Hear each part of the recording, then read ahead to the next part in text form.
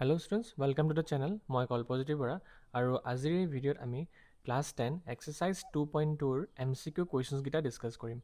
ঠিক আছে? সো প্ৰথম যোনটো তোমাৰ MCQ কুৱেশ্যন হয় সেইটো কুৱেশ্যন নম্বৰ 4 হয়। সো কুৱেশ্যন নম্বৰ 4 টো আমি চাওঁ বুকত। আমাৰ কি দিয়া আছে কুৱেশ্যন নম্বৰ 4ত? কুৱেশ্যন নম্বৰ 4ত কৈছে যে alpha and beta are the two zeros of the polynomial. এটা পলিনমিয়েল এটা দিয়া আছে আৰু এটা কণ্ডিশ্যন দিছে such that alpha plus 1 into beta plus 1 equals to 0। এইটো কণ্ডিশ্যনো দিছে। এইবিলাক সব দি পেলাই আমাক what is the value of c বুলি সুধিছে। ঠিক আছে? চি ইকুৱেল টু কি হ'ব সেইটো ওলাব কৈছে। ঠিক আছে? এই কুৱেশ্যনটো কৰাৰ আগতে আমি কি কি জানিব লাগিব আমি চাই লওঁ। এই কুৱেশ্যনটো কৰাৰ আগতে আমি জানিব লাগিব কোৱাড্ৰেটিক ফৰ্মুলাৰ জেনেৰেল ফৰ্মটো। ঠিক আছে? এইটো ইয়াত যদি মই লিখি ৰাখিছোঁ ax² + bx + c, এইটো হৈছে কোৱাড্ৰেটিক ইকুৱেশ্যনৰ জেনেৰেল ফৰ্ম। এইটো জানিব লাগিব। আৰু আমি কি নিচিনা জানিব লাগিব, আৰু আমি কোৱাড্ৰেটিক ইকুৱেশ্যনৰ জিৰ'জ গিটাৰ ছাম কৰিলে কি পাওঁ এইটো জানিব লাগিব। ছাম কৰিলে আমি মাইনাছ b/a পাওঁ, আৰু প্ৰডাক্ট কৰিলে কি পাওঁ সেইটো জানিব লাগিব। প্ৰডাক্ট কৰিলে আমি পাওঁ c/a। ঠিক আছে? বাছ ইমান এইটো ইনফৰ্মেশ্যন আৰু এইটো ইনফৰ্মেশ্যন, এই তিনিটা ইনফৰ্মেশ্যন বেছিক ইনফৰ্মেশ্যন এই চেপ্টাৰটোৰ। এই তিনিটা জানিলে আমি কুৱেশ্যনছকেইটা ইজিলি কৰি ল'ব পাৰিম। ঠিক আছে? এতিয়া আহা আমি আকৌ কুৱেশ্যনটোলৈ আকৌ ৰিটাৰ্ণ আহোঁ। আমাৰ পলিনমিয়েলটো মই লিখি লওঁ। কুৱেশ্যন নম্বৰ 4 যোনটো পলিনমিয়েল দিছে x² - px + 1 আৰু প্লাছ চি, এইটো পলিনমিয়েল দিছে। এইটো মই ব্ৰেক কৰি কিনে ইয়াৰ ABC ভেলুকেইটা প্ৰথমত ওলাই লওঁ। ঠিক আছে? এইটো ফৰ্মত আনি লওঁ ax² + bx + c, এনেকুৱা ফৰ্মেটত আনি লওঁ যাতে মই ABC ভেলুকেইটা ইজিলি ক'ব পাৰোঁ। ঠিক আছে? x² - এই pটো x লগত ইনটু হৈ আছে, চ' p × x px, আৰু pটো 1 লগত ইনটু হ'ব, p1 = p, minus plus minus p হ'ব প্লাছ c। আচ্ছা, এতিয়া যদি ইয়াত মন কৰা, ইয়াত তোমাৰ x² লগত কি আছে, x² লগত আছে তোমাৰ 1, হয়নে?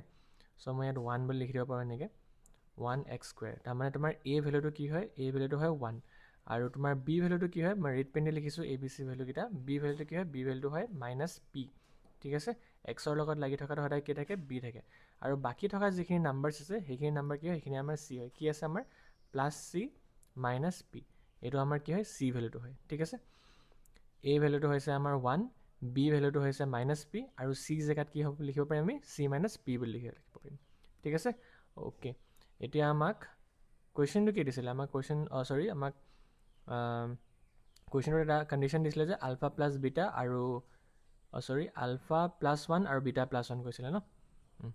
ULFA plus 1 into beta plus 1 কৰিলে মানে ইকুৱেল টু 0 পাবা বুলি এইটো কণ্ডিশ্যন দিছিলে, আৰু ইমানখিনি কণ্ডিশ্যন দি কেনে আমাক চিৰ ভেলু ওলাব কৈছে। ঠিক আছে? অ'কে, মই এতিয়া মাল্টিপ্লাই কৰি দিওঁ। এইটো কেনেকৈ কৰিম, মই আলফা লগত এই ছেকেণ্ড যোনটো ব্ৰেকেট আছে এইটো মাল্টিপ্লাই কৰি দিওঁ, বিটা প্লাছ 1 ব্ৰেকেটটো, দেন আকৌ +1 লগত মই এই ছেকেণ্ড ব্ৰেকেটটো মাল্টিপ্লাই কৰি দিওঁ, বিটা প্লাছ 1টো। ঠিক আছে?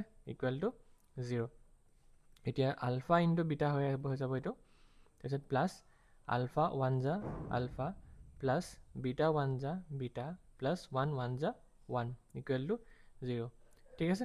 এতিয়া আলফা বিটা মানে কি হয়, আলফা বিটা মানে হৈছে তোমাৰ এইটো প্ৰডাক্ট অফ জিৰ'ছ। ঠিক আছে? য'ত প্ৰডাক্ট অফ জিৰ'ছ থাকিব তাৰ মানে কি হৈছে, প্ৰডাক্ট অফ জিৰ'ছ মানে হৈছে আলফা ইনটু বিটা, আৰু ছাম অফ জিৰ'ছ মানে কি হয়, ছাম অফ জিৰ'ছ মানে আলফা প্লাছ বিটা হয়। তো আলফা প্লাছ বিটা জেগাত মই -b/a লিখিম, আৰু আলফা বিটা জেগাত মই কি লিখিম, c/a বুলি লিখি দিম। ঠিক আছে? এইটো দেখিছা নহয়, আলফা প্লাছ বিটা জেগাত মই কি লিখিম, এইটো ইয়াত আছে চোৱা, এইটো alpha plus beta. Alpha plus beta জেগাত মই লিখিম -b/a, আৰু এইটো প্ৰথমত আলফা বিটা আছে, আলফা বিটা জেগাত মই কি লিখি দিম, c/a। কিন্তু এতিয়া c মানে কুৱেশ্যনটোত কি আছে চোৱা বাৰু, মই কৈছিলোঁ a মানে তোমাৰ 1 হৈছে, মই ৰেড পেনে লিখি থৈছিলোঁ, এইটো চোৱা, x² লগত থকাৰ কোএফিচিয়েণ্টটো আমাৰ হয় a, আৰু xৰ লগত কোএফিচিয়েণ্টটো হয় b। bটো কি হয় তোমাৰ, bটো হয় তোমাৰ -p, b জেগাতে -p লিখিম, আৰু বাকী ৰিমেইনিংছ যিখিনি আছে সেইখিনি কি হ'ব, সেইখিনি c। তাৰমানে য'ত c লিখিব লাগিব তাৰ জেগাত আমি কি লিখিম, c - p বুলি কিনে লিখিম। ঠিক আছে? ইমানটো বুজি পালা? অ'কে, এতিয়া আলফা ইনটু বিটা জেগাত কি লিখিব আছিলে, আলফা ইনটু বিটা জেগাত আমাৰ c/a লিখিব আছিলে। তো c/a, c জেগাত মই কি লিখিম, cটো হৈছে, c ভেলুটো হৈছে c - p, আৰু a ভেলুটো হৈছে তোমাৰ 1। ঠিক আছে? প্লাছ আলফা প্লাছ বিটা জেগাত কি লিখিব আছিলে, -b/a বুলি কেনে, চ' মই লিখি দিলোঁ -b ভেলুৰ জেগাত bটো ভেলুটো লিখা -p/1। ঠিক আছে? আৰু এইটো +1 ইকুৱেলছ টু 0। বুজি পাইছা নহয়? মই আকৌ এবাৰ ভালকৈ বুজাইছোঁ চোৱা, ইয়াত যোনটো তোমাৰ আলফা প্লাছ বিটা আছে, এইটো আলফা প্লাছ বিটা তাত মাইনাছ বি বাই এ লিখিব লাগে হয়নে, আৰু আলফা বিটা জেগাত চি বাই এ লিখিব লাগে।